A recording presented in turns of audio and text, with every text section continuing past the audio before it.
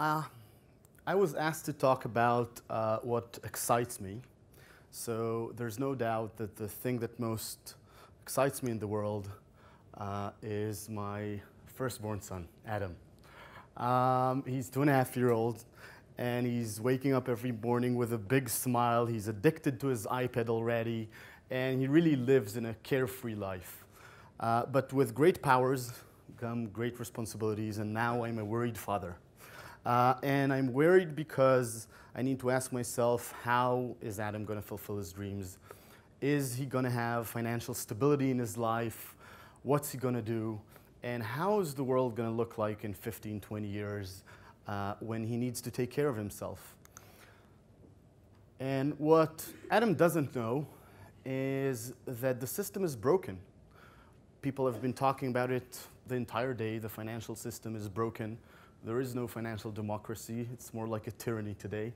And we're all here trying to fix it. A recent study showed that most people choose their bank account based on the bank account, or the bank where their parents opened the bank account, or the closest branch to their house. That's Generation Y. You wouldn't choose your music like that. You wouldn't choose your fashion like that. You wouldn't choose food like that. Why do you choose financial institutions like that? You could claim because financial institutions in general are anti-social. And the question is, why are we conditioned not to care what to do with the most valuable thing, our time, which translates into money, and then suddenly we're giving it away, and we're conditioned not to care and just give it to somebody who does with it something, or gives it away to somebody else. And you could claim that a lot of people think ignorance is bliss. And there's no doubt that 1% controls more than 90% of the wealth. There's $79.8 trillion under management in the world. And apparently, by the way, yesterday I found out that it's so complex. Actually, trillion wasn't a trillion 10 years ago in Europe, in Germany, in the UK, and billion wasn't a billion. Actually, that term changed over the course of the years as well. And it seems that the system really likes the way it's built right now. But we're all here, and there's an amazing group of people, amazing group of revolutionists here that are trying to change the way things are. And that revolution really starts with the sharing economy. And I'm lucky enough to come after Rachel, so everybody already understands what is the sharing economy. But in the context of finance, it's people sharing what they're doing and basically opening up a lot of information that has been kept secret for years. And the sharing economy, collaborative economy, it's a lot of names to something very similar, which is power created by users and value created by users on top of existing transactions. So suddenly the marketplaces out there are based on values created by their users and by their reputation. So we've seen a transition from the classical eBay to the Airbnb, where most of the eToro guys are actually sleeping around the city. And we see sharing everywhere. We see sharing of photos, we see sharing of secrets, we see sharing of location, but we still haven't seen the real impact of sharing in finance. And we're here and we're surrounded by all the buildings of Citibank and Barclays and State Street. I was just telling Rupert that I was afraid this is going to be like in the Godfather Massacre, and that we're going to see helicopters coming here and shooting all the fintech entrepreneurs, making sure they have good business for 20 years. He assured me it's not the case, so I came. But finance is really based on secrets and keeping this private information within a small group of people who make decisions. In every country, there's a handful of people who are making decisions that impact the entire economy of every country, and obviously globally. And the solution is very simple. The solution is us. The solution is us sharing everything we do in finance and putting that information out there. Have you borrowed money from Zopa? Share it. Tell other people so they'll know about it. Are you buying Facebook stock? Tell it to other people so they'll know about it, so they'll buy Facebook because you think it's a great company. It's about taking the relationships we have, the social relationships we have in real life, but also in Twitter or in Facebook, and connecting that reputation together with the sharing and the knowledge of what we do with our finance and what we think about the world, and creating together the wisdom of the crowds and really creating a financial democracy. This is, by the way, an interesting story. So Jonathan's coffee house was a place where a lot of business people actually transacted a lot of business, and that became the London Stock Exchange, because finance was not always antisocial. Finance is social by essence. It started as people being in coffee houses. The new coffee houses are the social networks. So when we at eToro envisioned the future and envisioned how finance and investing should look alike, we said it should be open, transparent, and social. So we've built eToro, the social investment network, and the idea is very simple. You open your investment account and connect it directly to your Facebook account, so your friends can see what you're investing in. You have your profile, which shows what you're actually doing in the markets, your profitability, and all of your actual investments in the markets and your profile. So no more your Wall Street friends telling you they made a profit. They need now to show you their real profiles. And I can share. I'm sharing every time I do an investment. If I buy eBay, I can share it on my Facebook, on my Twitter. People share it even on Google+.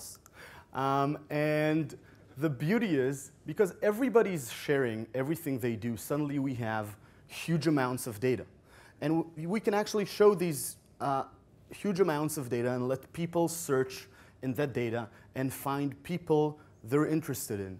So in our top ranked users, our top copied users, you can see amazing stories. The top guy here is from India. He has 11,000 people copying him. The second guy is from Ireland. Third guy is a fire marshal from Spain, 28 years old. The fourth is from Switzerland, if I'm not mistaken. And we see people from all around the world sharing their investments and enabling both their friends from their existing social graphs and new people to follow their investments and to copy their trading activity. Where copying their trading activity is very simple. You simply find somebody you want to copy. You place $1,000 or even as low as $50, and it'll mimic exactly every position and every trade they do in their account. Which means for the Indian guy on top, every time he opens, let's say, a Facebook investment, that replicates into 11,000 different trading accounts. And you can see all of the history, and you can talk to them, and you see all of the reputation, and you can like and comment about what they do. And you can take it on the go and get updated to your mobile every time they make a trade, and to see exactly who you're copying and what they're doing, basically in your account. And for us, this world already exists. So eToro today already surpassed 70 million trades. We're actually opening more than 250,000 trades a day, which is bigger than eTrade. We have more than 64% of our trades actually being copied, which means these are trades with a social signal. These are trades that are based on the wisdom of the crowds, on what people are actually copying other people. And we're seeing something really amazing, is that how people are actually copying other people and how that social data really helps people with their investments. How basically social behavior and user behavior can help them with their wealth, which was the headline of this great talk. I actually believe the future as finance is already here. I've seen it on stage with amazing entrepreneurs here talking about a lot of ideas, a lot of startups already out there. And it's really our responsibility to actually share these awesome ideas and help distribute a lot of these amazing innovations we see. Because at the end of the day, we need to change the world of finance for our sons and daughters. Thanks.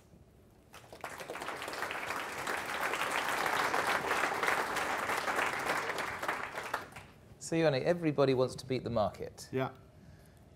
The people who are winning on eToro, the people who are getting the most followers, who are making those bets, do they have particular reasons to have this skill? Do they work in institutions? Is there a bit of luck attached? Are there consistent winners? What can we learn about how to manage markets from the way the successes are operating on eToro? So what's really interesting is we've done research with MIT, and what we saw is that the real wisdom of the crowds is actually within the network. It's not one specific person who you should copy and he holds all the information and the knowledge. It's actually how the entire network reacts to one another and how people copy one another, which really lets you understand the secrets and reveals the wisdom of the crowds. So there are a lot of different people, each of them with different strategies. Most of them, relatively new to finance, 3 to 4 years experience looking at the markets, but these are not bankers. These are people who want to reveal what they're actually doing in the markets. And the magic comes when a lot of them collaborate together and are willing to share everything they do. And you're making personal investments, I imagine. Yeah. By what percentage are your investments beating the S&P, the NASDAQ? That's hard. A part of it is because I'm tweeting my trades in the pitch there. But I've been doing well in the past couple of months, but I haven't been following up on my actual returns on the S&P. Last question. Do you see the big financial institutions, the trading institutions, but also the banks starting to incorporate some of these social mechanics? I think it'll take some time for big institutions to really understand how social works in regards to investments.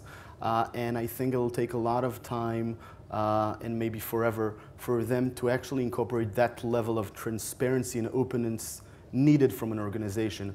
We really had to have social implemented in every person in eToro. We're 220 employees and everybody uses Twitter and Facebook and have their eToro accounts and are sharing what they're doing.